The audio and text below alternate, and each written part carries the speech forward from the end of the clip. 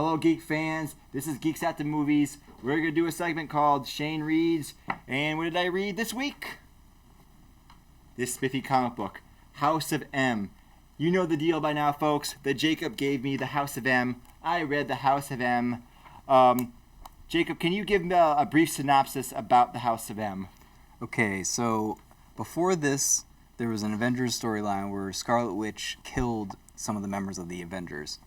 And then this causes she had like this big mental breakdown, everything. So now both the Avengers and the X-Men are coming together to decide the fate of the Scarlet Witch. So then Quicksilver, who obviously doesn't want her to die, comes up with a thing. He convinces her to make a different universe. Basically, she literally just changes reality completely. And then Wolverine's the only one that can remember from the past and everything. So, and then it just goes into this whole thing. It's a really good story, but what did you think of it? I'm going to have to say I was not too thrilled. And not really, I don't really have too many negative things to say about this. It was fine for what it was. I just never was engaged with any of the characters. I think part of the problem with this was, again, there's a lot of characters. Yeah. I don't know these people. I don't know the characters, so like I wasn't really concerned about what happened to them. I mean, I knew some of the characters, of course. I knew Magneto. I knew some of these people. But there are just so many different people involved. And when you have these epic storylines, it becomes hard to relate to. I mean, she's altering reality. It's hard for me to pinpoint what was really wrong with this, except I just never was into it. I just never felt like... I just never could relate to the people. And again...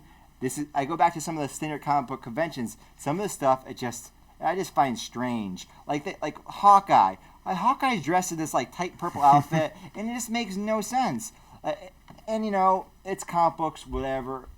But like at times, it seems like things are very serious and very grave and very rooted in the real world. And then I see the guy in the tight purple outfit with a classic bow shoot Wolverine, and it's all this ridiculous. Why did you like this? Why did you give this to me, Jacob? Okay, well, first of all, this definitely isn't my favorite comic book I've read. It definitely isn't that fantastic or anything like that, but I still really like it. Like I've said before in a lot of these segments, is that I love the alternate timeline universe stuff. You love this sick alternate stuff. And that's what this is. But my main problem with it was that we didn't get enough. We didn't get enough of this universe. Like we saw like how the characters were changed and everything like that, but we didn't get that big like overarching scale. There you go. That was a problem. So everything moved too quickly. Yeah. Like they were in this alternate universe, and almost immediately things went bad. Yeah. There was no like even a few pages of this is how the alternate universe works. No, it was like immediately something's wrong, and chaos ensues. You know, and that's part of the problem sometimes with pacing I find in comic books. A lot of times I find the pacing in comic books to be just way off. The character exposition is like, here's one page, and then immediately other things happen. And it's sometimes a problem, I think, in the medium is like there needs to be like, maybe double the thickness of this to really contain the storyline properly. Yeah. I'm pretty sure there are other one-shots that are in this universe that help expand it more, but like go back to that page that you were just at. The whole magazine thing. Let me comment on one thing I liked. The only thing I really was into was this. This was so amusing to me. I thought this was so well written and cool. Yeah. And it really gave you, and because it wasn't in the comic book format proper, it was in like a regular magazine format, they really could delve into all these various things. Yeah. Like, it felt real. Yeah, like I think they knew that they weren't adding enough into this universe, so they're like, hey, let's put this really cool thing in here.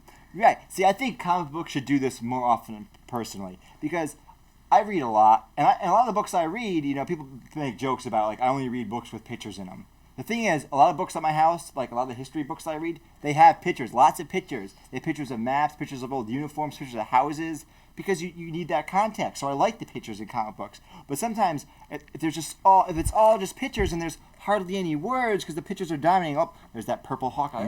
Don't look, turn away.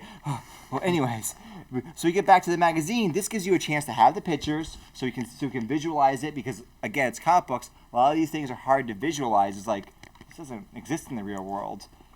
But then we get a lot more exposition, and this is great. I mean, it really feels like a crappy, paparazzi magazine. Yeah, National Enquirer. Yeah, that's what it feels like. So, thumbs up to this part. This part's excellent, but otherwise, I'm pretty meh on this. Yeah. Eh.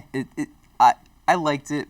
I love reading stories about the X-Men. I haven't read that many, so every time I get to read one, I get kind of excited because I like the X-Men a lot. Like in the movies, they're really good. So I like seeing the difference between the movies and the comic books for the X-Men characters. Yeah, one thing that I will say, this reminds me of the X-Men that I knew as a kid. Yeah. Because the X-Men animated series in the early '90s, it was a comic book brought to life. They didn't alter it. They didn't get rid of Wolverine's cheesy yellow costume. It was a comic book brought to life. So I did get some nostalgia factor, but overall, like the last few comics you gave me, I'm kind of meh about.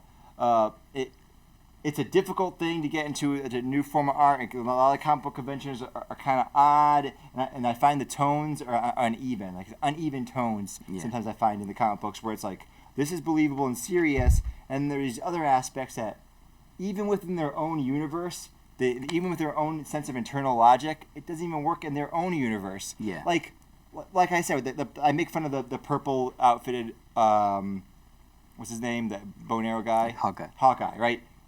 It doesn't even make sense within this universe because humans don't have any special powers. There's no armor in the suit. He just has a regular bow. Even in this universe, that doesn't really work well. It doesn't really make sense. Why he's supposed to be some special agent? Why would he wear this outlandish outfit? Yeah. But anyways, we'll overlook that. What's the next thing up? What am I reading next? Okay, so next, we got right behind us here. here. Oh, right behind us. Ooh, right behind us. Just grab that. Isn't that convenient? Very convenient. We're talking about All-Star Superman, DC comic. Really different, I will say, from House of M, stuff like that. But that's the next comic we're reading. Okay, so stay tuned for Shane Reed's All-Star Superman.